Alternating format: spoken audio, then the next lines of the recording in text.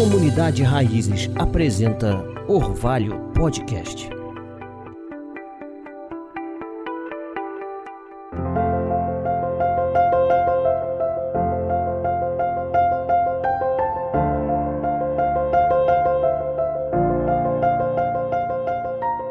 Fala pessoal, bem-vindos a mais um episódio do podcast Orvalho. Um podcast aí que é um complemento ao estudo bíblico que a gente realiza lá na Comunidade Raízes. Mas esse episódio vai ser um episódio especial. Nós tivemos o prazer de receber o Arlindo de Souza, lá do Convergência de Campinas. E ele passou aqui um tempo com a gente, um final de semana com a gente, e ministrou a aula do Orvalho. E ele falou a respeito da importância da teologia nos púlpitos, nas igrejas, né? Como uma base de estudo para os líderes da igreja. Enfim, ficou muito legal aí o papo. É um papo mais longo do que os outros episódios, mas assim, é muito edificante. Beleza? Então, espero que vocês curtam. E é isso aí, fica aí com o episódio. Valeu! Boa noite. Gente, é difícil, assim, falar da aula só uma noite é um negócio complicado. Ainda mais por causa do assunto que me pediram para falar. Mas eu queria falar antes... eu queria falar antes, resumidamente, de um negócio que o Eduardo e a Carla vão ouvir pela segunda vez, mas vocês vão ouvir agora a versão resumida, que é sobre por que teologia é importante. Então, a gente tem um problema hoje de um preconceito muito grande contra a teologia em alguns meios evangélicos. As pessoas acham que teologia faz mal, esfria, que teologia é perda de tempo, e às vezes elas estão certas. Porque eu tenho vários amigos que fizeram teologia e que não fez bem para eles. Eu conheço muita gente que foi estudar teologia, foi para seminário e tal, e a pessoa, na verdade, eu ouvi esses dias a história de um cara que, assim, ele foi para o seminário e perdeu a fé. E aí o demônio ajudou a restaurar. Que ele foi para o seminário e ele começou a aprender um monte de coisa lá, e os caras questionando a autoridade da Bíblia e falando um monte de negócio intelectual, ele saiu de lá assim, não queria saber de mais nada. Aí alguém da família dele lá ficou endemoniado, a fé dele foi restaurada, cara. Naquele momento, quando o demônio veio atrás dele, ele rapidinho reencontrou a comunhão dele com Deus. Mas existe um problema hoje em relação à teologia, principalmente no que diz respeito a seminário teológico, porque tem muito seminário que ele tem uma ênfase excessivamente acadêmica e ele tem uma desconexão com a realidade da igreja. Então eu já vi muitos pastores que fazem seminários que são bons academicamente, mas quando eles são enviados para começar a trabalhar com a igreja local, eles não conseguem ver uma conexão entre uma coisa e outra. Então o cara falou assim, cara, que horas que chega o Karl Barth para eu lidar com o irmão ali que acabou de perder o emprego? Não consegue ver como é que você consegue conciliar essas duas coisas. E isso, em parte, é inevitável, porque existe uma necessidade de aprofundamento, especialização, pesquisa. Então tem gente que vai trabalhar com teologia só no nível acadêmico. E isso daí é importante. Porque a teologia acadêmica, ela dá pra gente ferramentas que a gente não vai...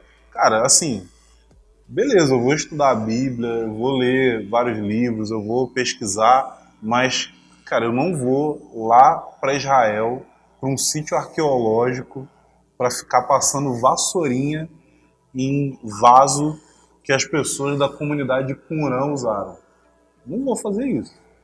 Não vou aprender aquela língua cuneiforme lá. Não vou fazer isso daí.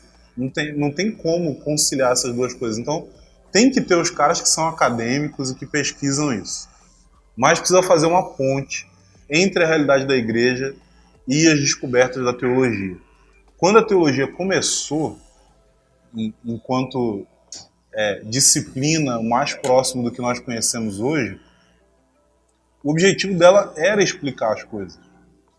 O objetivo era facilitar a compreensão das escrituras. Mas isso daí mudou. Você pega um livro de teologia hoje, eu lembro quando eu peguei a primeira teologia sistemática que eu peguei na mão, que eu fui tentar ler, e aí o cara já começava citando um alemão que eu não sabia ler o nome. Eu olhava aquele livro ali e aí eu fui lendo o capítulo assim, ó. Alguém aqui já leu romance russo? Tipo Dostoiévski, Tolstói, alguém aqui já nunca leram essas coisas assim? Então, tem uma tática que é interessante para você usar quando você vai ler um romance russo, que é o quê? Que é você olha para o que está escrito e você fala, olha, essa pessoa que está falando aqui são essas letras. Porque eu não sei falar. Eu não sei falar esse nome. Só tem consoante. Como é que fala isso? Então a minha relação com alguns livros de teologia era essa. Ela falou assim, ó, esse cara que ele está citando é essas letras aí. Eu não faço a mínima ideia como é que pronuncia isso. E aí eu fui penando ali para tentar compreender, e aí teve uma hora que eu consegui fazer essa ponte, e aí eu consegui começar a extrair coisas do âmbito teológico e aplicar dentro da igreja local, mas é um processo difícil, nem todo mundo vai ser chamado para fazer isso, a não ser que você seja chamado para ensinar na igreja, então você é chamado para fazer isso. Mas enfim, vamos entrar aqui. Por que a teologia é importante? Primeiro ponto, a gente tende a menosprezar os efeitos do pecado na nossa mente e na nossa razão. Então, em Efésios 2, versículos 1 a 3, diz o seguinte: Ele vos deu vida, estando vós mortos nos vossos delitos e pecados, nos quais andastes outrora, segundo o curso desse mundo, segundo o príncipe das potestades do ar, do espírito que agora atua nos filhos da desobediência, entre os quais também todos nós andamos outrora, segundo as inclinações da nossa carne, fazendo a vontade da carne e dos pensamentos. E éramos, por natureza, filhos da ira também como os demais. Perceba que Paulo está falando a respeito de como que a mente funciona debaixo do pecado. E existe uma tendência, até no meio evangélico, de... Vamos ver assim, quem já ouviu aquele papo de não, você tem que tomar cuidado porque isso daí é da alma? Quem já ouviu isso? Então, você fica assim, não, isso daí é da alma. Você tem que tomar cuidado. Mas o que é o certo, então? Como que eu faço para não andar na alma? Pessoa, você tem que andar no espírito. E aí, o povo que leu o Atmani vai saber, né? O que é andar no espírito? O que é o espírito? O espírito, ele tem... ele vai tratar de intuição. Não estou falando que eu concordo com isso não, tá? Estou falando o que a galera ensina. O espírito é intuição, comunhão e consciência. Você vai andar nisso em oposição a andar na alma. E a alma é o quê? A alma é emoção, razão e vontade. É daí que vem esse ensino e tal. Eu falo, você não pode andar na alma, você tem que tomar cuidado, porque isso daí é coisa da alma. Isso daí não é do espírito, isso é da alma. Só que qual que é o problema? Cara, eu nunca vi ninguém que anda só na intuição, na comunhão e na consciência. Como é que é isso? Como é que é esse indivíduo que só anda por essas três coisas? Porque razão, de acordo com esse ensinamento, faz parte da alma. Mas qual que é a forma como essas pessoas encaram o que é ser espiritual? Quem fala muito esse negócio de não andar na alma, na verdade, o que a pessoa está dizendo é que você não deve ser emocional. Mas razão, de acordo com o próprio ensino das pessoas que falam isso, razão é da alma. Então, existe uma incoerência dentro do próprio ensino. Não tem nada, você sempre vai andar na alma. Se a alma significa usar a sua razão, usar as suas emoções e usar a sua vontade, você sempre vai andar na alma. E se você disser que você, não, eu não ando na alma, eu só ando no espírito. Você quer ver um negócio que prova isso? O povo que fala isso se amarra em comprar livro. Você lê o livro com a intuição? Você pega o livro e você fala assim, esse livro deve querer dizer isso. E não lê. Porque se você lê, você está usando a razão. Se está usando a razão, você está andando na alma. Se está andando na alma, você está errado. Então a questão é que o problema desse tipo de pensamento é você menosprezar o efeito do pecado na sua mente. A nossa razão é tão caída quanto as nossas emoções. E se você leva em consideração que as suas emoções precisam ser santificadas, então quer dizer que a sua mente, a sua razão também precisa ser santificada. E como que você... Vou fazer uma pergunta para vocês. Vocês concordam com isso? Que as nossas emoções, elas são muitas vezes o meio pelo qual o pecado entra nas nossas vidas? Com certeza, né? Como que você santifica as suas emoções? Quem sabe me dizer?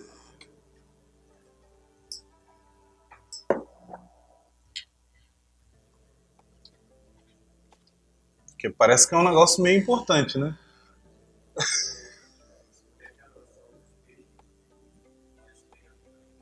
Sim, sim. Mas se você está se submetendo, você está lidando com a vontade. Então, a questão é, a gente tem emoções, sentimentos, eles precisam ser santificados. No geral, o que faz com que a gente tenha uma experiência de santificação dos nossos sentimentos é quando nós temos experiências que mexem com as nossas emoções. Quando a gente tem uma experiência com a ação do Espírito Santo nas nossas emoções. Então, se você tem um trauma, se você tem uma trava em alguma coisa da sua vida, você teve, poxa, eu tive um problema de relacionamento com meu pai, e aí você tem uma experiência de receber a revelação de Deus como pai. E aí você chora diante daquilo ali, você sente seu coração aquecido por aquela realidade. O que você está tendo? Você está tendo uma experiência emocional, que é um meio pelo qual Deus está santificando as suas emoções. Certo? Ok? Mas se a nossa razão, a nossa mente precisa ser santificada, então existe uma necessidade de ter experiências intelectuais, experiências intelectualmente santificadoras. A gente precisa disso. Assim como a gente precisa que a nossa vontade se submeta à vontade de Deus. Então existem momentos em que você está ali e você fala, ó, eu queria fazer isso, mas eu vou me submeter às Escrituras, eu vou me submeter aos mandamentos, eu vou me submeter àquilo que é a vontade de Deus revelada na sua palavra. E aí quando você tem essa experiência de dobrar a sua vontade, a vontade de Deus revelada nas Escrituras, você está tendo a sua vontade santificada. Então, cada um dos nossos aspectos humanos precisa ser santificado de acordo com os meios da graça correspondentes àquilo ali. Então você tem experiências emocionais para santificar suas emoções, você tem experiências de ter a sua vontade submetida a Cristo para santificar a sua vontade, e você precisa de experiências intelectuais para santificar o seu intelecto. E quando a gente fala a respeito de teologia, tem muita gente que vai dizer assim, mas eu acho que teologia é inútil. Eu acho que teologia não faz bem, eu acho que teologia é desnecessário. E eu sempre gosto de comparar essa conclusão o seguinte, como que a pessoa chegou à conclusão de que teologia é desnecessária? Então, provavelmente, assim, se Deus quiser, foi lendo a Bíblia. Porque se a pessoa já não está nem mais ligando para a Bíblia, aí ela já está além de resgate. Não tem o que fazer. Cara, não, eu não creio na Bíblia. Assim, mas você crê em Deus? Creio. Mas de onde veio esse Deus que você crê? Não, é aqui, ó. É relacionamento aqui. Mas aí você se submete àquilo que você entende subjetivamente como sendo Deus. Sim. Você não crê em Deus, você crê em você mesmo. Você crê na sua própria intuição. Você crê na sua própria percepção da realidade. Se você é pecador e Deus...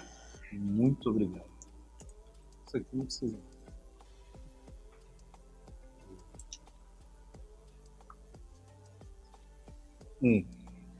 Se você fala assim, não, eu não creio em tudo que tem na Bíblia. Ah, é? Então qual é o critério que você usa? Não, eu acho que isso daqui é coerente com quem Deus é. Eu acho que essa outra parte aqui não. Baseado no quê? Na sua própria percepção e discernimento. Então, você crê num Deus que tem o seu nome. Deus criou a humanidade à sua imagem e semelhança. Mas aí você foi lá e retribuiu. Aí você foi lá e criou Deus à sua imagem e semelhança. Então, quando a gente fala de teologia, a pessoa fala assim, eu cheguei à conclusão que teologia não é muito útil. É semelhante à pessoa que, depois de muita reflexão filosófica, chegou à conclusão que filosofia não serve para nada. Você percebe que ela está cortando o galho no qual ela está sentada. Conhece essa expressão? Já viram? Nunca viram essa imagem, não? O cara está sentado num galho com a serra, assim, ó, achando que a árvore vai cair. Então, você tá se auto-sabotando. Por quê? O que é teologia? Teologia ela é a junção de duas palavras, a palavra theos e a palavra logos. Né? Theos tem a ver, é a palavra grega para Deus, logos é a palavra para palavra, mas também para estudo. Então, quando a gente fala de teologia, na verdade a gente está falando de pensar.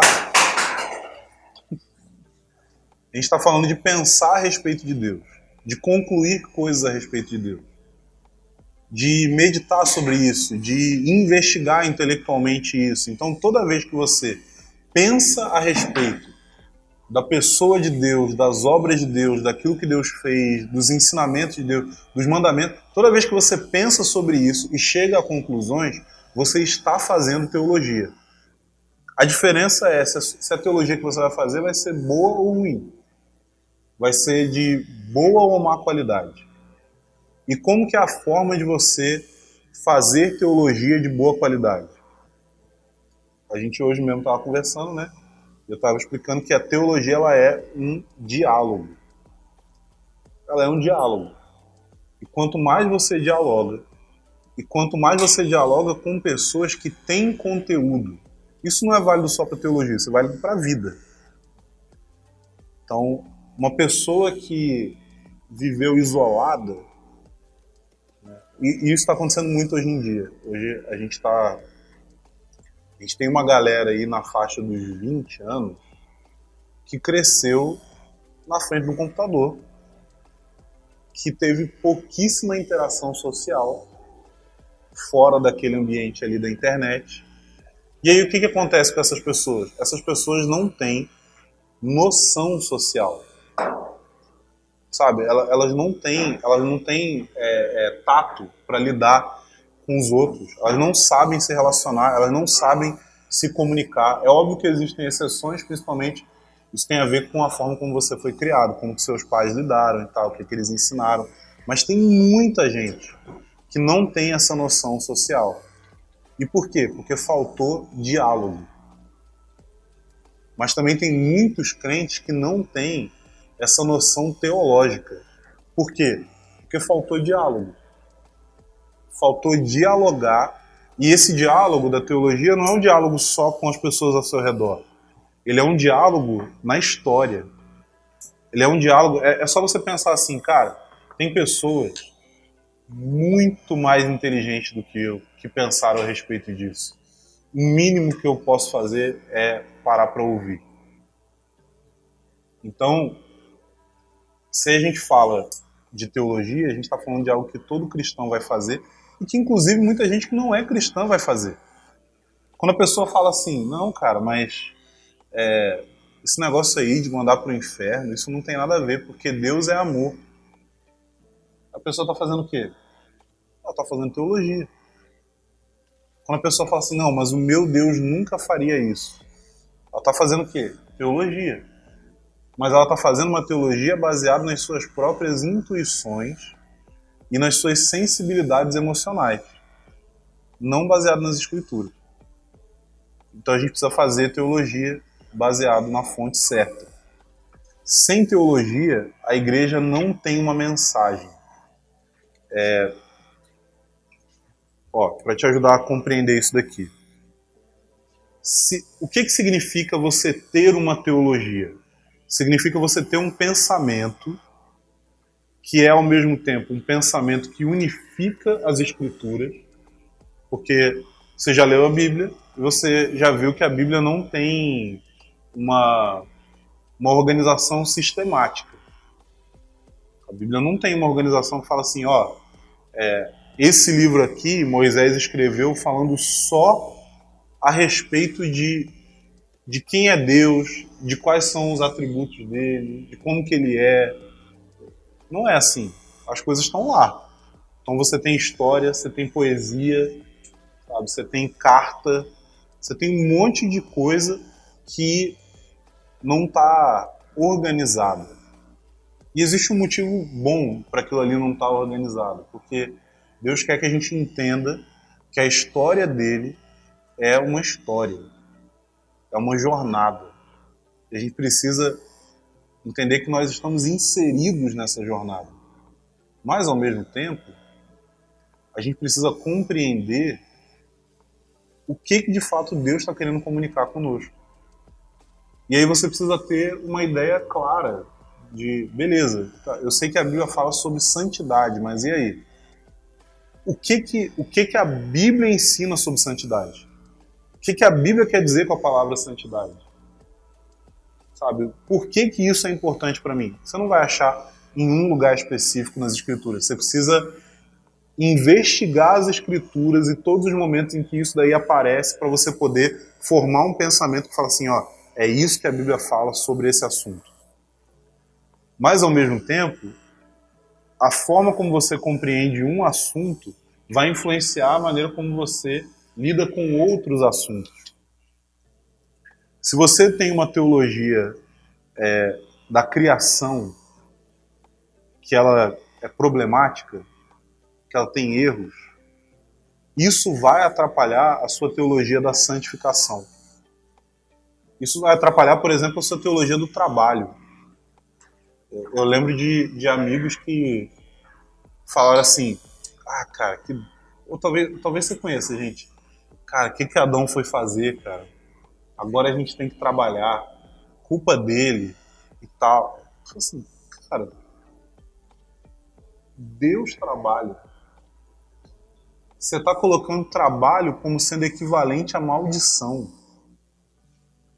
A maldição que vem com a queda, ela tem a ver com o tanto de esforço, a qualidade e o resultado do trabalho.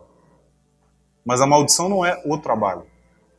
Mas se você entende que a maldição é o trabalho, como que vai ser a forma como você vai lidar com a sua teologia do trabalho? Se você entende que tem um exemplo disso, que é o seguinte, tem uma coisa que a gente chama de cristoplatonismo. O que seria o cristoplatonismo? Ele é uma ideia que pega as ideias das escrituras e usa as figuras, a linguagem, os conceitos bíblicos, mas por trás desse conceito bíblico está ali a filosofia platonista. Uma filosofia que divide a realidade entre matéria e forma. Então, assim, o pensamento de Platão ele vai dividir a realidade entre matéria e forma. Ele vai falar que a matéria ela é essencialmente má, e ele vai falar que a forma, que é o que ele quer dizer, ele está falando das formas eternas, né? O que a gente ouviu falar como mundo das ideias. E aí Platão ele vai dizer o seguinte, a matéria ela é inferior às formas eternas. E aí tem todo aquele papo de que, assim, você vê uma cadeira e você sabe que é uma cadeira. Mas, às vezes, se você for olhar bem para duas cadeiras, você vai ver que elas são completamente diferentes. Mas como que você sabe o que é a cadeira? Aí tem essa ideia. Existe a cadeira ideal. Existe a cadeira que é a essência do que é ser cadeira. E por isso que você consegue reconhecer diferentes tipos de cadeira. E essa cadeira, que é a essência, que é a forma eterna, ela é superior a qualquer outra cadeira. Isso é o que Platão ia dizer, né? Aí o que acontece? Dentro desse pensamento, essa cadeira do mundo das ideias, ela é superior a qualquer outra cadeira, a não ser em um sentido. Você não consegue sentar nela. Mas aí o que acontece na história? Tem alguns caras dentro da teologia que abraçam essa ideia. Na verdade, quem abraça primeiro essa ideia é um judeu chamado Filo, de Alexandria. E aí esse cara, ele começa a disseminar as ideias e ele vai dizer que, assim, ele achava que Platão tinha lido Moisés. E depois, mais para frente, um outro teólogo vai pegar essa mesma ideia e ele vai dizer o seguinte, que aquilo que a Bíblia chama de céu é o que Platão chamou de mundo das ideias. E isso daí se espalhou em muitos lugares, em muitas influências. E a questão é que esse cristoplatonismo, ele vai dizer que trabalho é inferior a ministério. E aí tem gente que vem com um papo que dizendo assim, cara, esse trabalho tá me matando, cara. Eu tô morrendo ali, cara. Eu tô morrendo. Deus está me chamando para ficar integral no ministério. O que essa pessoa está experimentando? Ela está experimentando falta de sentido no trabalho, porque dentro da teologia criacional dela, ela acredita que tudo aquilo que não tem a ver com o andar superior, tudo aquilo que não tem a ver com o mundo das ideias, mas das ideias evangélicas, é inferior e menos espiritual. E aí por isso que a pessoa fala, não, eu estou morrendo no meu trabalho. Porque para ela, trabalhar tem a ver com você tá mexendo com algo que não tem valor, que não tem continuidade, que não tem relevância. Você está mexendo com algo que é inferior. Mas isso não é a ideia da Bíblia. Isso não é a ideia da Bíblia. A Bíblia não vê a criação visível e terrena como uma coisa inferior. A Bíblia não coloca... Por exemplo, a gente faz uma divisão entre material e espiritual, né? Só que a Bíblia não faz isso.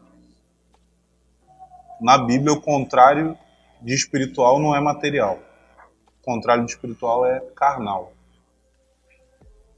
Mas a gente pensa desse jeito porque a gente parte de um pressuposto de que a matéria é ruim e de que a existência superior é imaterial. Mas isso daí é errado.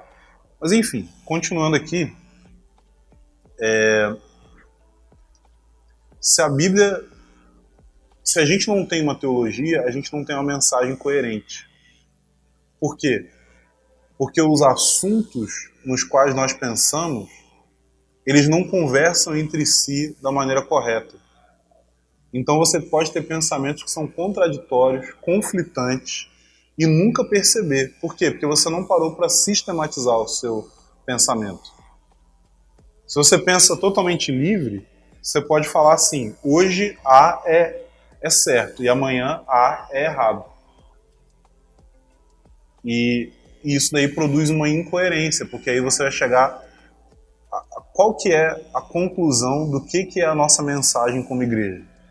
Se a nossa mensagem não é clara, a nossa prática não vai ser clara. Se o nosso pensamento não é organizado, a gente pode incorrer em incoerências e contradições que vão matar tudo aquilo que a gente for tentar fazer. Vocês já viram que criança pega muito isso? Tem uma fase que os pais começam a sofrer, porque os filhos começam a enxergar as suas incoerências. Assim, mas você não disse tal coisa? Mas por que eu não posso fazer isso? Mas por que você faz assim? E, cara, as crianças elas são muito boas em pegar esse tipo de coisa e, às vezes, as crianças ajudam a gente a não ser raso no nosso pensamento, né? Eu tava contando uma história que aconteceu lá em casa, que minha filha mais velha, ela tava num momento lá na cozinha com alguns irmãos da igreja, e aí, isso faz bastante tempo, e aí um irmão foi falar, por causa de um negócio que a gente ensina, ele falou assim, ah, Alice, o homem é mau, né? Todo homem é mau, não é verdade? Aí ela falou, não. Aí ele ficou assim, ué, como assim? Aí ela falou, Jesus é homem e ele não é mau.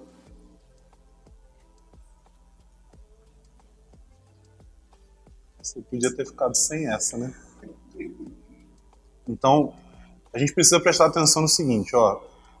Qual que é a nossa mensagem? Quando eu digo a nossa mensagem, é no seguinte, qual é a nossa proposta? Se a nossa proposta não é abrangente o suficiente e coerente dentro de si, a gente perde tudo. Porque a gente vai viver só de momento. A gente vai viver só dentro daquilo que a gente está sentindo, da intuição que a gente está tendo, da ideia que surgiu agora.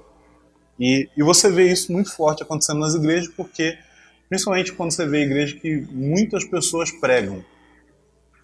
Eu já vi gente chegar num lugar, falar uma coisa, logo em seguida vi outra pessoa falar uma coisa completamente diferente e contrária àquilo ali, e todo mundo bater palma, falar amém, aleluia e glória a Deus. Isso é muito comum.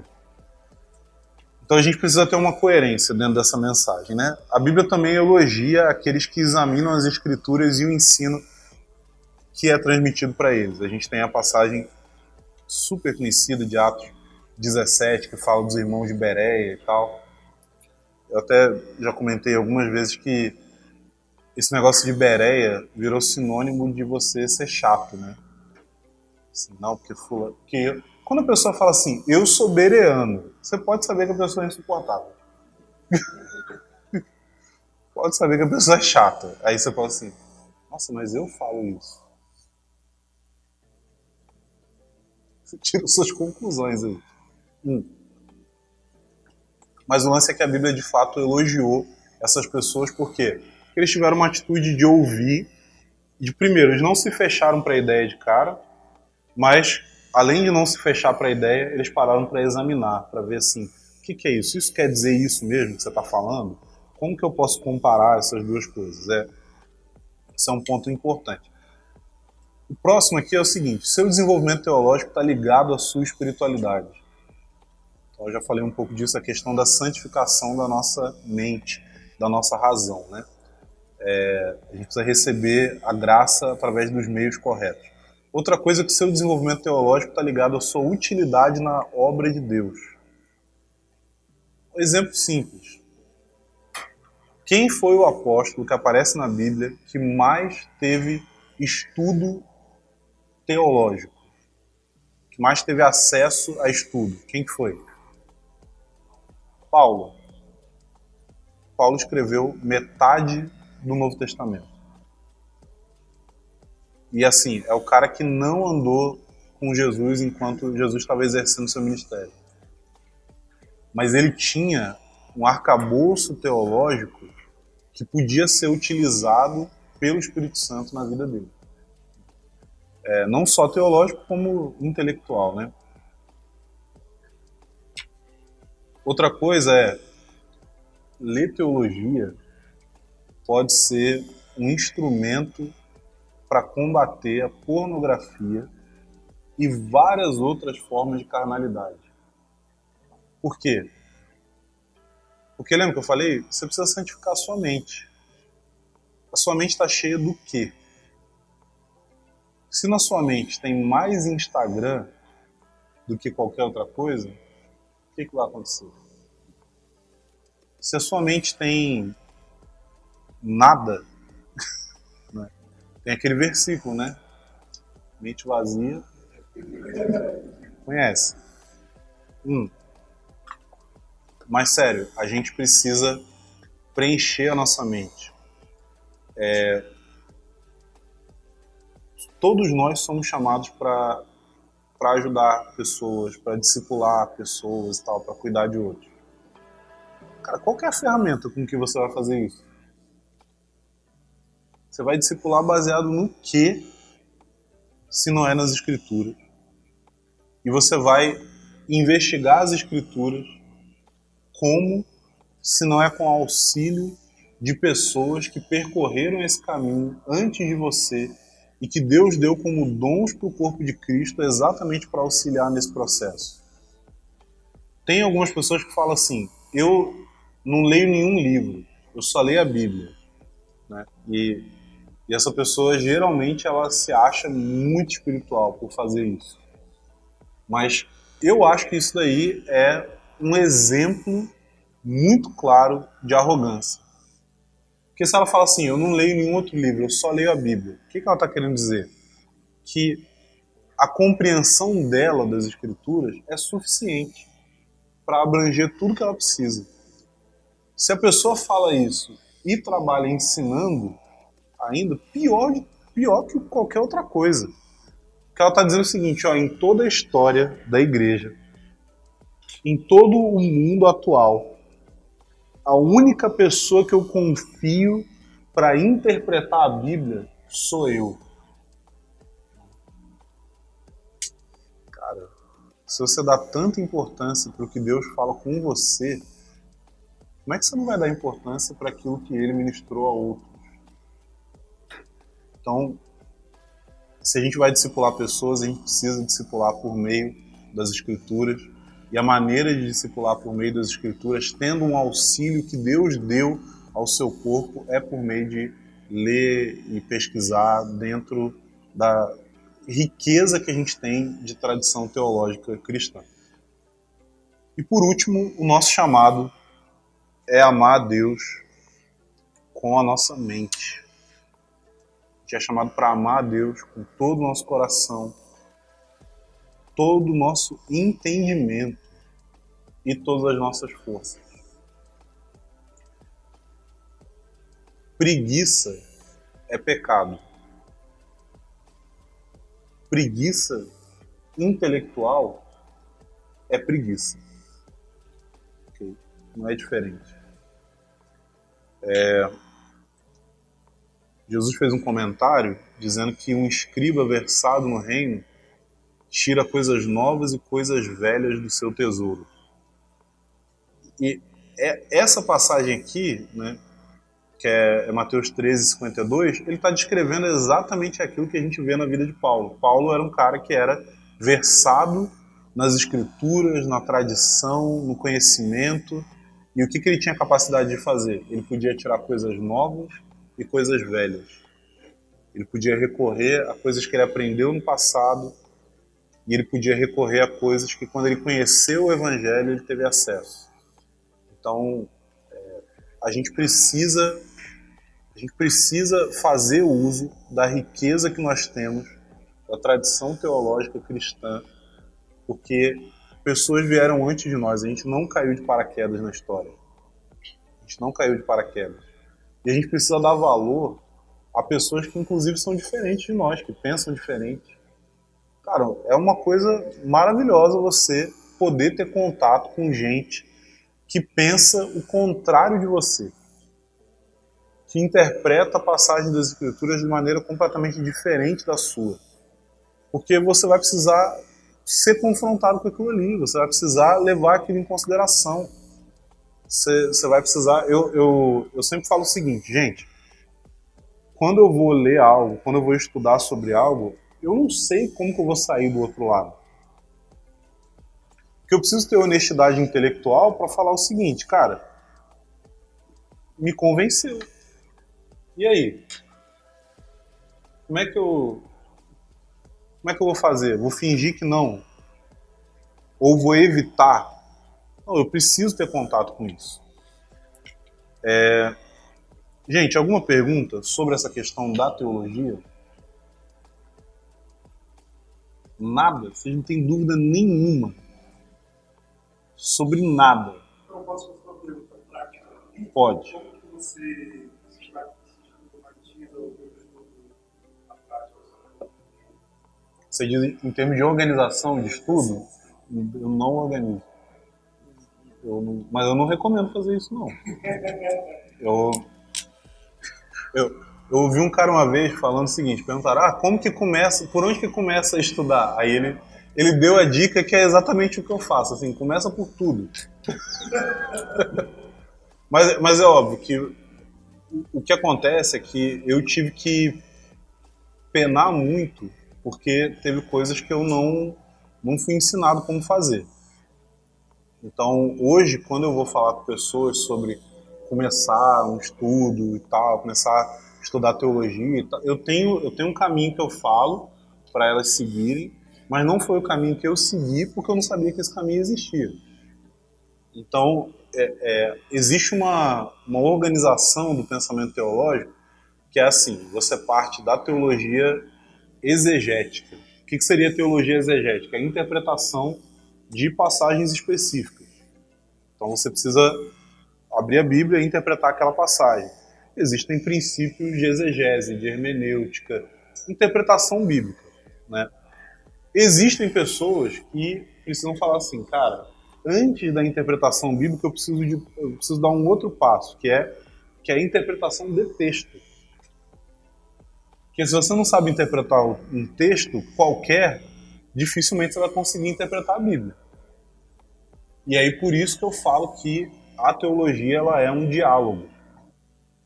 Quem está mais próximo de mim sabe que eu sou uma pessoa muito chata, porque eu faço uma exigência de que as pessoas que estão ao meu redor e que falam comigo falem coisas que têm sentido. Então eu vou pegar no pé. Se você falou um negócio, mas você nem sabe o sentido do que você está falando, eu vou ficar te enchendo a paciência. Então eu acho que começa com isso, assim. Você precisa entender como interpretar. A melhor coisa para isso é ler, independente do que for. Mas você precisa saber também como fazer exegese bíblica. E aí, eu posso fazer o seguinte, eu posso sair recomendando um livro para você. Então, cara, por onde que eu começo? Entendes o que lês, um livro do Gordon Fee com Douglas Stuart.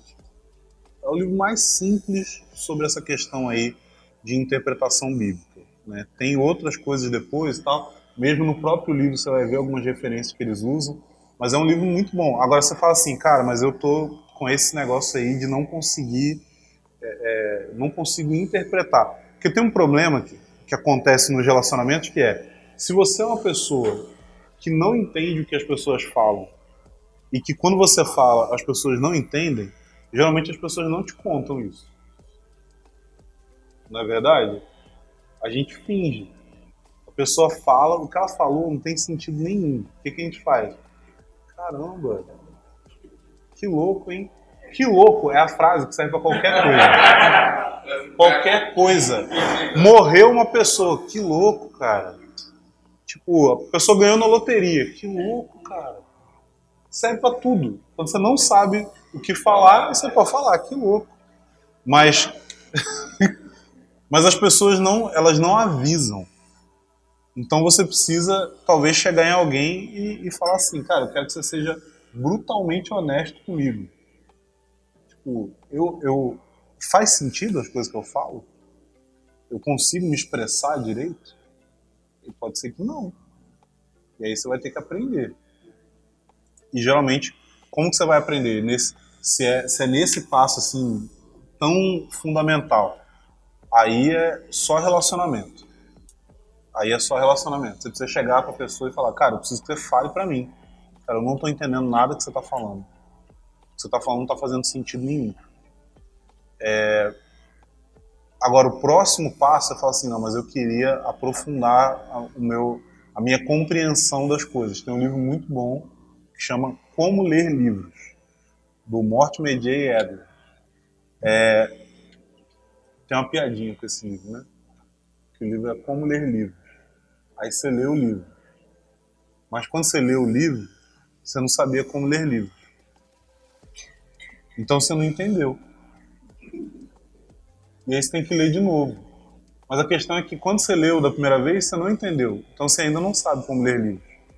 Então você vai ficar preso num looping eterno de ler esse livro e nunca compreender o que você está lendo. Mas assim, o livro é muito bom, não serve só para questão teológica, serve para várias outras coisas.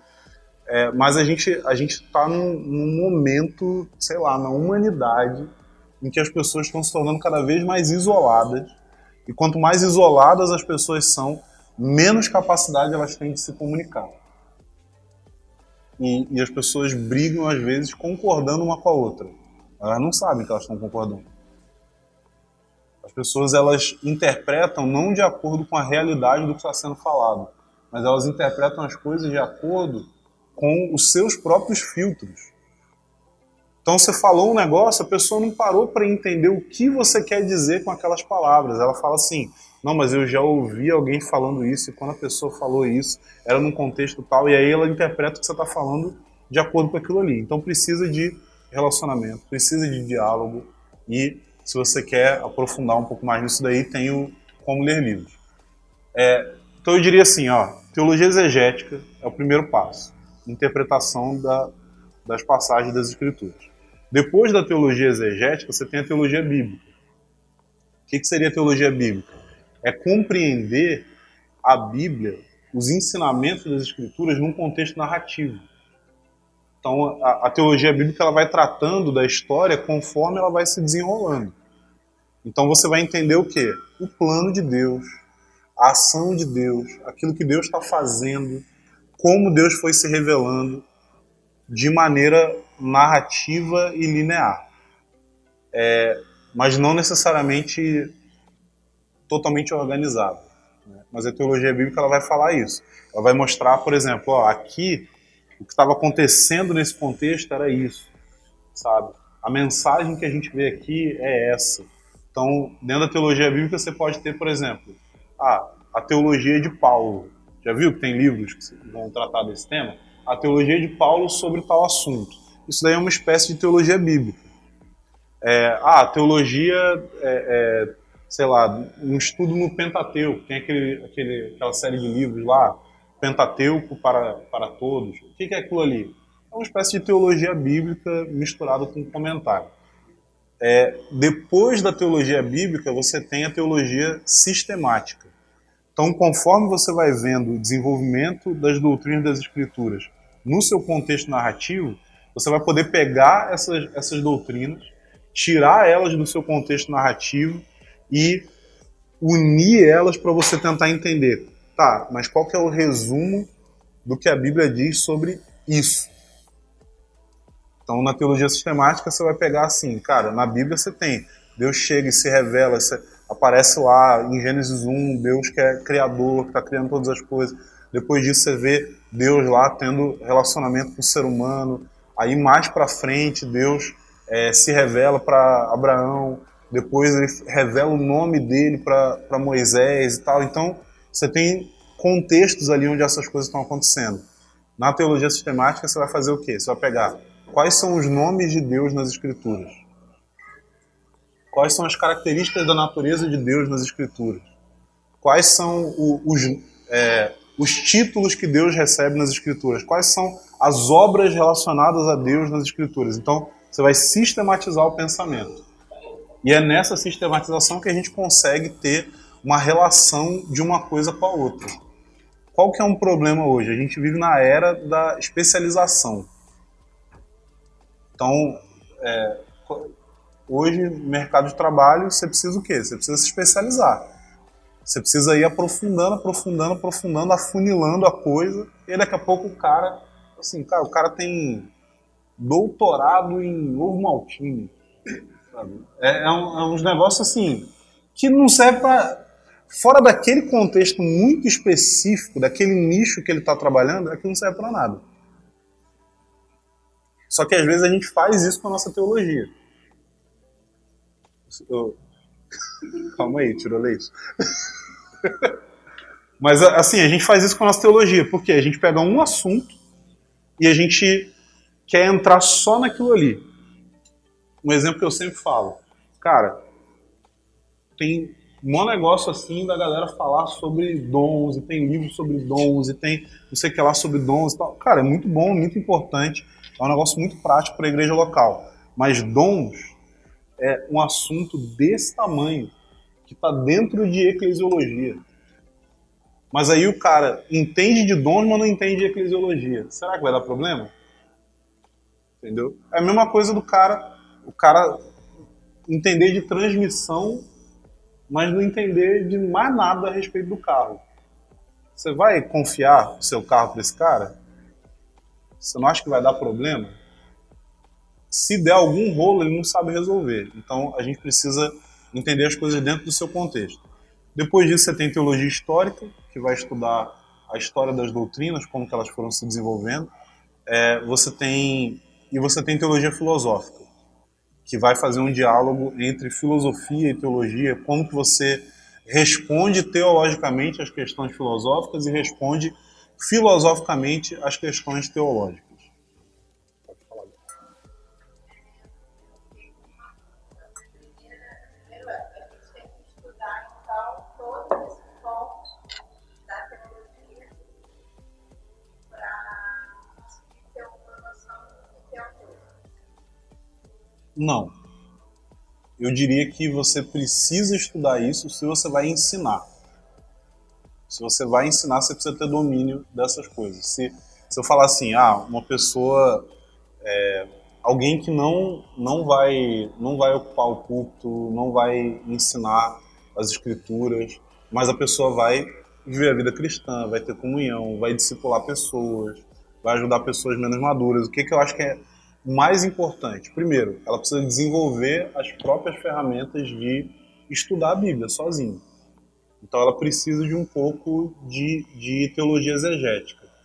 E ela precisa compreender essa narrativa bíblica. Então eu diria que assim, ferramentas para estudo bíblico e compreender a teologia bíblica no sentido de ver a Bíblia como um livro só, de capa a capa, de compreender essas conexões, isso é o mais essencial. Por quê? Porque quando você vai lidar com os outros aspectos, é óbvio, se você fizer isso, partir para o estudo dessas coisas, isso vai ser bom para o seu crescimento. Mas eu acho que essas coisas elas são mais importantes para indivíduos que vão ensinar e que eles vão precisar. O Martin Lloyd Jones ele dizia o seguinte, ele dizia que todo pregador precisa ter uma teologia sistemática na sua mente. Ou seja, ele precisa ter um pensamento formado sobre cada uma das principais doutrinas da Bíblia. Porque o cara vai chegar lá na frente de todo mundo, vai começar a ensinar. E aí ele tem um ponto cego ali na teologia dele. A chance disso daí trazer confusão para a igreja é muito grande, muito grande. Mas eu diria assim, estudo bíblico, saber assim, vou pegar um livro da Bíblia, vou estudar ele, vou pegar as passagens, vou meditar, vou anotar, vou interpretar. Isso daí é essencial e compreender a Bíblia como um todo, assim, ver, Deus começou algo aqui e isso que Deus começou foi passando por essas fases e tal e o fim vai ser esse. Então, exegese e teologia bíblica para mim são os mais essenciais. Né?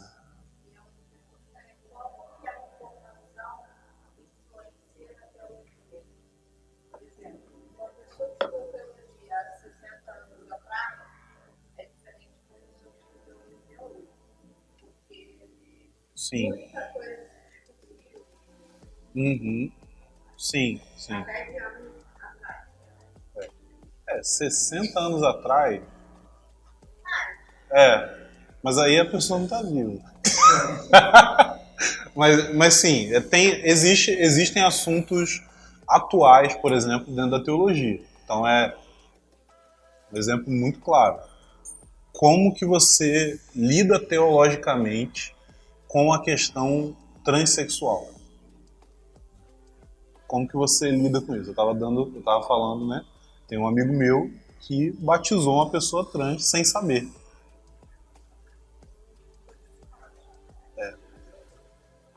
Tipo, ele batizou. Se alguém tiver curiosidade, eu tenho a foto da pessoa aqui. Mas assim, ele batizou um cara. Uma semana depois, o cara chegou, pediu para conversar com ele e falou: então, eu nasci, né, mulher e eu fiz a transição.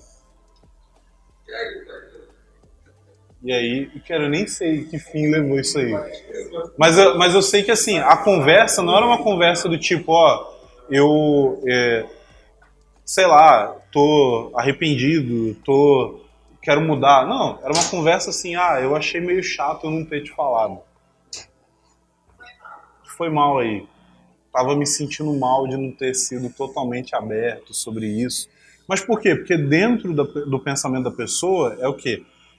Ela não tá fazendo nada de errado. Então o pensamento dela é, olha, eu sou um homem. Eu não decidi me transformar em um homem. Eu sou um homem. As coisas que eu fiz externamente são só para refletir essa realidade interior. Esse é o pensamento. Aí a questão é, cara, o quanto que os pastores conhecem essa realidade? Uhum.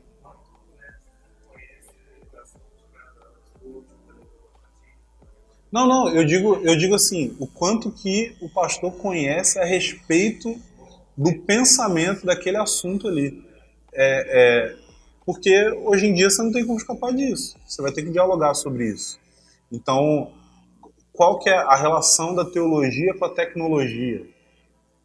Eu lembro que eu fui conversar com um cara que começou a caminhar junto com a gente lá, e o cara foi pastor durante 30 anos. E eu estava insistindo que ele precisava estudar. E ele falou assim, poxa, mas eu pastoreei durante 30 anos, nunca precisei estudar essas coisas de teologia. Eu falei, mas suas ovelhas não tinham internet, né? Tipo, a pessoa joga lá no YouTube, aí ela é bombardeada com um monte de coisa. Você que está pastoreando, você não sabe responder, você está falhando na sua função. Então, existe diferença, mas eu diria até o seguinte, eu acho que a questão temporal não é o principal problema. Eu acho que o problema maior é qual que é a filosofia de ministério da pessoa. Porque existem muitos pastores que fizeram teologia, mas a teologia que eles fizeram foi super acadêmica. Quando eles chegaram na igreja local, eles não conseguiam ver relação entre a igreja local e o que eles estudaram no seminário. Eles simplesmente abandonaram o que eles estudaram no seminário e abraçaram pragmatismo.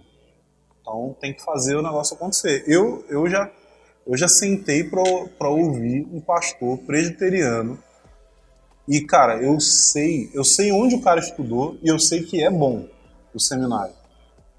E a pregação dele era, primeiro, ler um texto bíblico. Segundo, conta uma curiosidade teológica sobre aquele texto bíblico, que não tem relevância nenhuma para a vida de ninguém. Depois, ele prosseguiu fazendo um comentário a respeito de uma coisa que ele viu no Facebook. E aí, finaliza com uma lição de moral. Foi a pregação dele. Tipo, esse cara fez seminário, esse cara estudou teologia bíblica, esse cara estudou exegese, esse cara estudou grego, esse cara estudou hebraico. Só que a questão é, quando ele chegou e se deparou com o trabalho da igreja local, ele falou assim, cara, não tem lugar para isso que eu vi aqui. Então, grande parte do trabalho que eu faço hoje tem a ver com fazer essa conexão. É pegar a teologia acadêmica e destrinchar ela para falar assim, tem um negócio aqui que é importante. Só que do jeito que está sendo transmitido, ele está escondido. As pessoas não estão compreendendo. Então, se você tem uma compreensão correta, por exemplo, o pessoal vai falar doutrina da Trindade.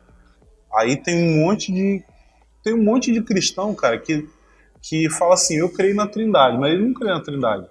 Ele crê num negócio chamado triteísmo, ele crê em 3 deuses. Ele fica confuso saber se ele deve orar pro Pai, pro Filho ou pro Espírito. Não sei se ele fica com medo de um ficar com ciúme do outro. Assim, cara, tô orando muito pro Filho. Precisando orar um pouquinho mais pro Pai, senão vai ficar chato.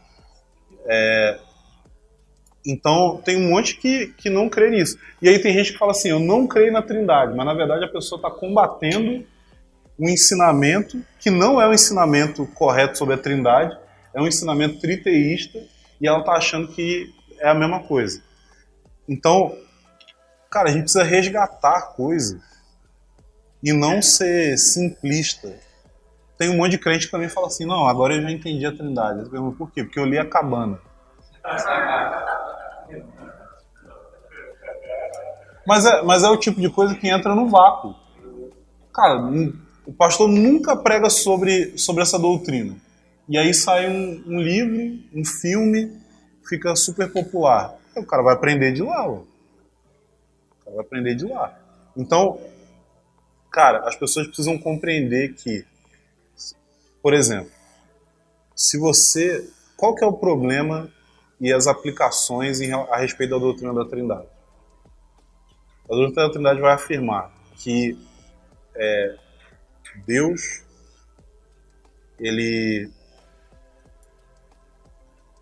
Deus é 3 pessoas.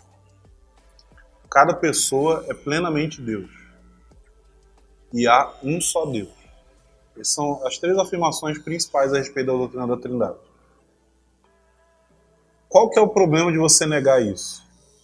Se você fala assim, não, eu não acredito nisso. Eu creio que Deus, em algum momento, criou o Filho. E que o Espírito não é uma pessoa. Qual que é o problema disso? Bom, existem vários. Um desses problemas é que você acabou de abandonar o Deus da Bíblia e abraçar Allah. O segundo é que se Deus é um ser solitário, né? Se Deus é um ser solitário e ele criou um outro ser, isso quer dizer que a natureza de Deus é essencialmente solidão. E pessoalidade foi algo acrescentado posteriormente. Significa que, quando a gente fala a respeito de relacionamentos, isso daí não é uma coisa que faz parte da natureza de Deus. Se a natureza de Deus não implica em relacionamento, isso quer dizer que Deus só passou a amar após a criação de outros seres. Isso significa que também amor não é algo que faz essencialmente parte de quem Deus é. Se Deus é um Deus essencialmente solitário, isso significa que a nossa relação com Ele nunca vai ser uma relação que toca na realidade de quem Ele é. Porque se a essência de Deus é ser solitário, Ele só é exatamente do jeito que Ele é quando Ele está sozinho. E, por fim, se a essência de Deus é solidão e nós fomos criados à imagem e semelhança dele, nós não fomos criados para relacionamentos. Mas se você leva em consideração que Deus é um só Deus, que existe em 3 pessoas e que cada pessoa é plenamente Deus, isso significa que quando a gente fala de comunhão e comunidade, a gente não está falando de algo que é um acréscimo, a gente está falando de algo que é essência de quem Deus é. Se a gente fala que Deus é solitário, isso quer dizer que se Deus é solitário e Ele deseja ter comunhão, Ele criou seres para comunhão porque Ele estava sozinho. O que significa que Deus tinha falta de algo. Se Deus tinha falta de algo, e Ele precisou que isso fosse acrescentado a Ele, significa que Deus não é perfeito. Mas se Deus é 3 pessoas, um só Deus, que viviam um relacionamento de comunhão e amor por toda a eternidade, e que não criou a humanidade como um meio para suprir essa necessidade, de relacionamento, mas sim como um meio de transbordar esse relacionamento de amor para outros seres criados. Então a gente pode dizer que a nossa essência é comunidade. A gente pode dizer que realidade é comunidade. E isso é uma coisa que faz sentido, isso é uma coisa que encaixa. Por quê? Quanto mais solitária a pessoa é, menos em contato com a realidade ela fica. E quanto mais uma pessoa tem relacionamentos genuínos, mais essa pessoa se torna uma pessoa, sabe, sólida, palpável, uma pessoa de verdade, genuína. Então, se a gente olha para a Trindade simplesmente como um negócio que tem a ver com uma doutrina super complicada, com uns nomes que não estão na Bíblia e tal, a gente está perdendo de vista aquilo que realmente é a implicação dessa doutrina para nós. Mas isso é fácil de acontecer quando você vai se voltar para a teologia acadêmica, porque a teologia acadêmica não tá ressaltando essa parte. E isso se deve a um acidente histórico muito, muito específico, que é, houve um momento na história que a teologia se separou do culto. Então a teologia virou um negócio da academia e a pregação foi indo para um lado cada vez mais pragmático. Mas se a gente entende que assim, cara, eu vou pregar a respeito da natureza de Deus, e isso vai fazer com que as pessoas compreendam a necessidade que elas têm de cultivar relacionamentos genuínos, isso vai ajudar elas a compreenderem que quanto mais elas se envolvem em relacionamentos onde o coração delas é conhecido, mais elas mesmas vão conhecer o seu próprio coração, porque não tem como você se conhecer sem relacionamentos interpessoais. E isso daí está ligado à natureza de quem Deus é. Aí a gente está achando um caminho para que a teologia seja relevante para a nossa vida, né? Então, respondeu? Mais do que respondeu. Perguntou. Mentira.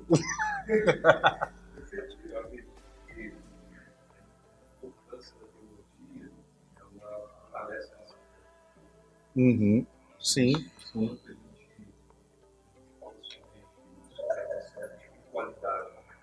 Uhum.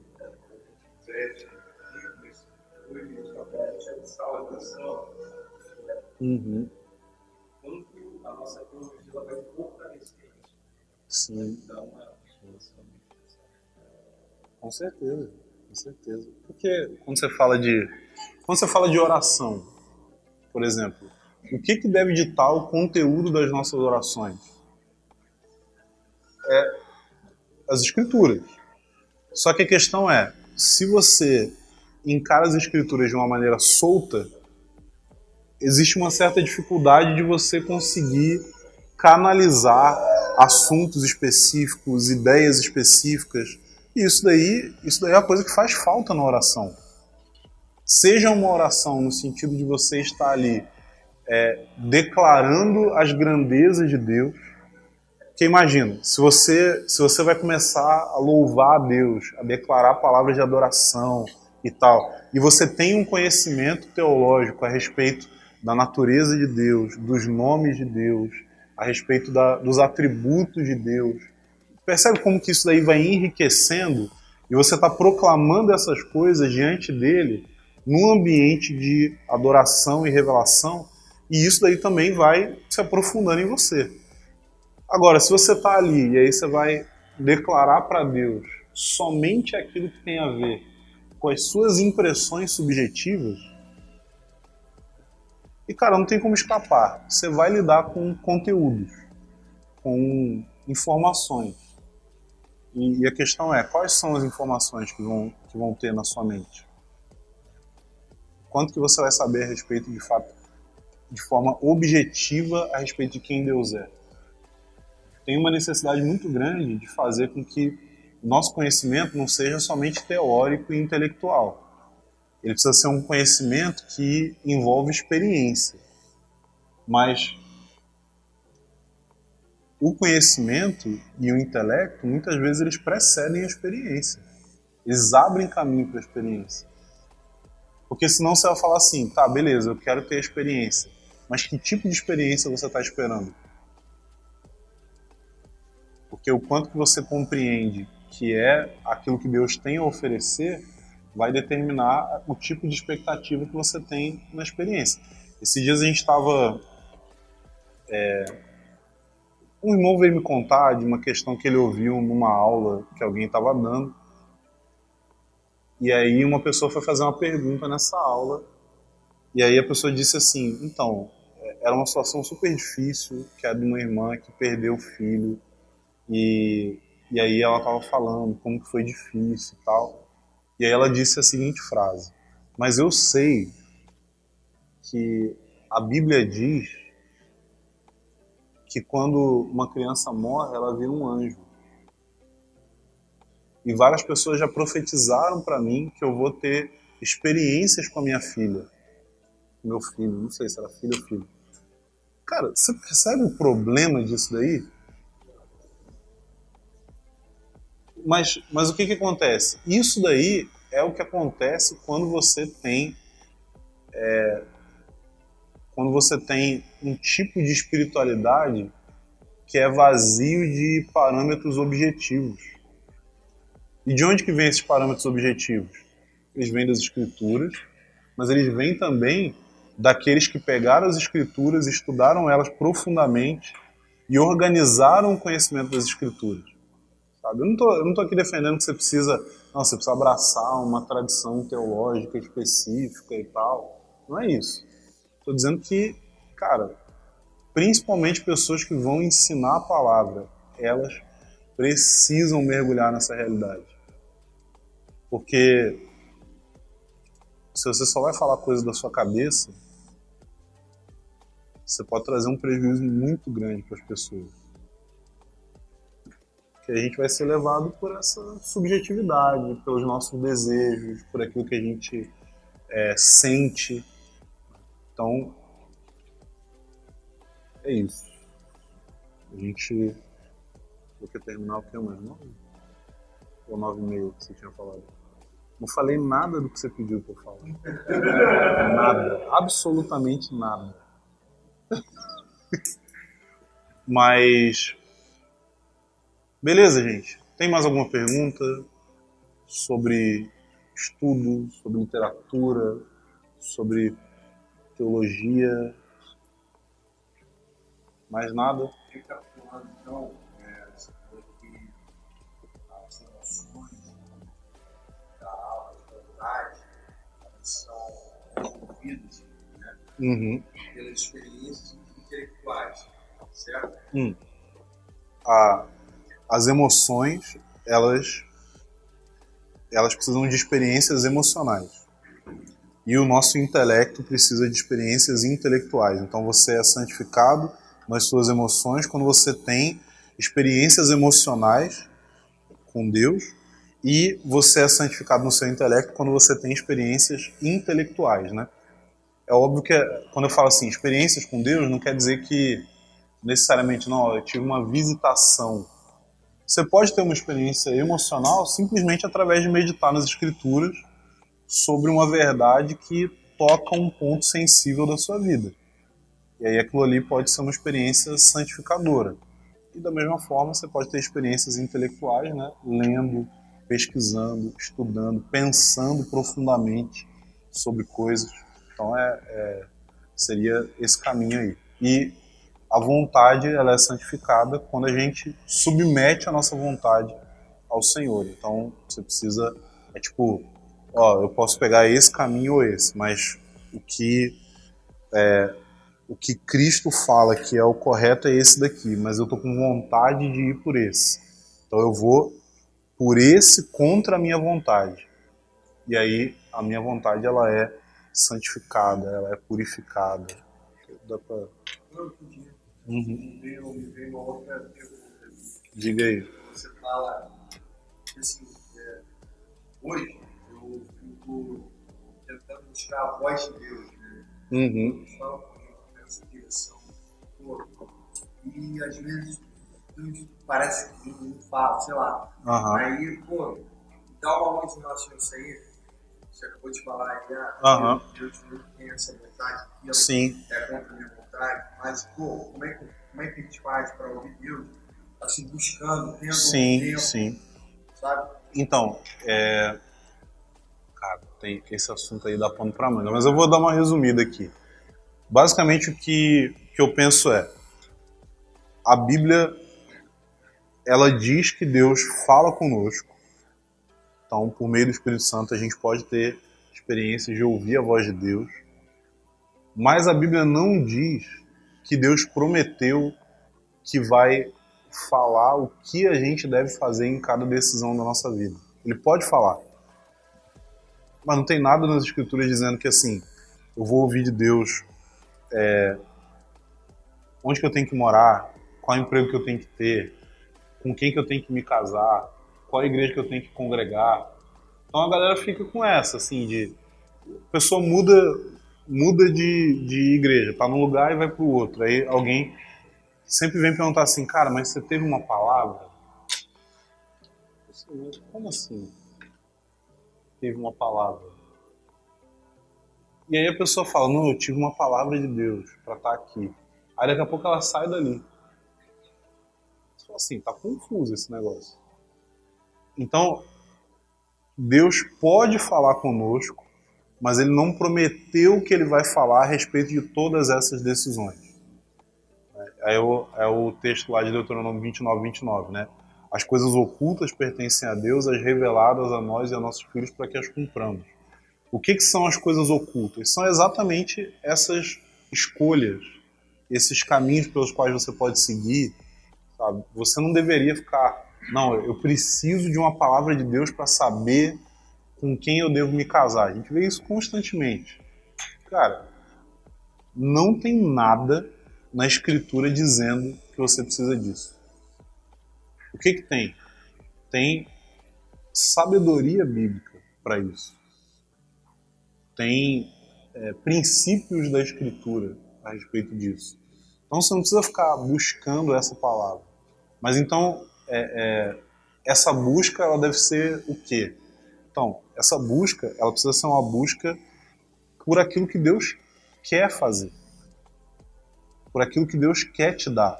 E às vezes, o que Deus quer dar pra gente é algo que está na Bíblia. Sabe? Então, a Bíblia, assim, quando a Bíblia fala a respeito da vontade de Deus, a maior parte das vezes está falando a respeito da vontade revelada de Deus. E o que é a vontade revelada de Deus? É aquilo que está na Bíblia. Então, você lê a Bíblia. Então, eu diria assim, isso é uma busca para mim, né? E eu acho que deveria ser para todo cristão. Eu quero que Deus fale comigo a respeito daquilo que está nas Escrituras. Porque eu posso ler o que está ali na Bíblia e aquilo está distante de mim. Mas se eu peço a Deus para que Deus ilumine aquilo ali para mim, para que Deus fale ao meu coração a respeito daquilo ali, pode ser que coisas que estão escritas vão começar a entrar no meu coração. Coisas que estão escritas vão me levar a uma experiência mais profunda porque essa é a palavra de Deus. E a gente tem uma tendência dentro da nossa cultura de dar mais valor para falar assim, não, mas Deus, fala alguma coisa nova comigo, do que para aquilo que Ele já deixou para nós como algo que revela quem Ele é e revela a vontade dEle. Mas, precisa ficar bem claro, não é que eu não ache que Deus possa falar, mas eu acho que a gente não deveria viver só na expectativa de ser guiado por esse tipo de coisa. Eu acho que a gente tem que dar mais valor para as Escrituras e entender que, assim, se a gente mantém uma vida de comunhão com Deus, no momento em que Deus quer comunicar alguma coisa além daquilo ali para nós, Ele vai comunicar. Ele vai comunicar, Ele vai falar, né? Existem decisões que são difíceis e tal. Eu tenho uma oração que eu já fiz muito, né? A oração é assim: Deus, eu vou fazer isso. Se não for para eu fazer, você pode falar comigo. eu tomei essa decisão aqui, eu vou dar esse passo, eu vou nessa direção. E aí é óbvio, né? Eu considerei os mandamentos de Deus, eu considerei aquilo que fala nas Escrituras, eu considerei a sabedoria bíblica, né? Tem gente que fala assim, não, cara, é porque Deus falou comigo que eu vou casar com fulano. Aí você olha o fulano. Fulano é o capeta. Capeta em forma de guri. Aí você fala assim, cara, Deus tá querendo te sacanear. Só pode ser. Assim, Deus... a não ser que a pessoa chegue e fale, então, Deus falou comigo que Ele me chamou para uma obra de santificação profunda através de casar com esse Satanás aqui. Só... Aí beleza, você fala, não, beleza, tá explicado, né? Tá explicado. Mas às vezes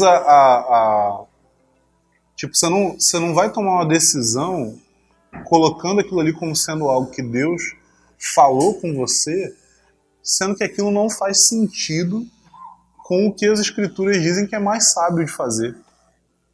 Então, eu penso que essa busca ela tem que ser nesse sentido, assim, tipo, cara, eu preciso dar valor para aquilo que Deus revelou na palavra dele e eu preciso experimentar aquilo que Deus revelou na palavra dele.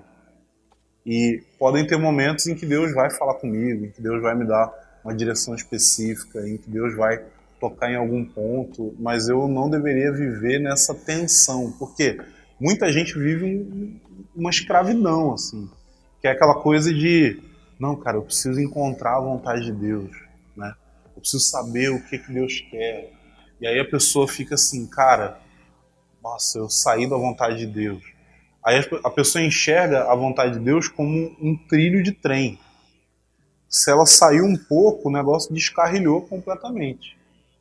E agora, como é que você faz para consertar isso?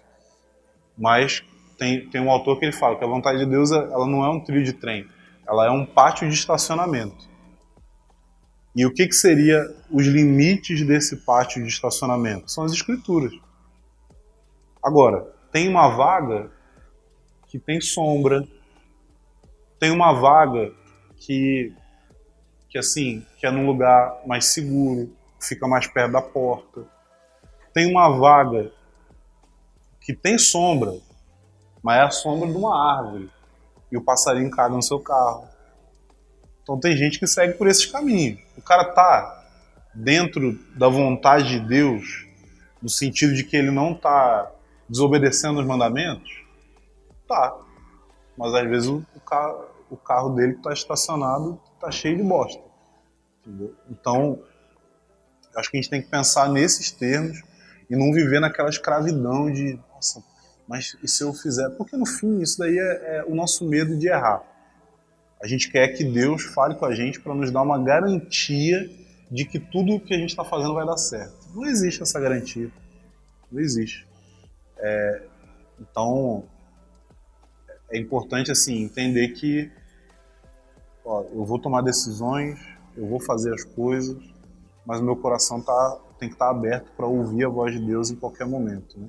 Mas é mais importante a vontade de Deus que está na palavra dele revelada do que a vontade de Deus que eu posso encontrar subjetivamente através de alguma experiência que eu possa ter.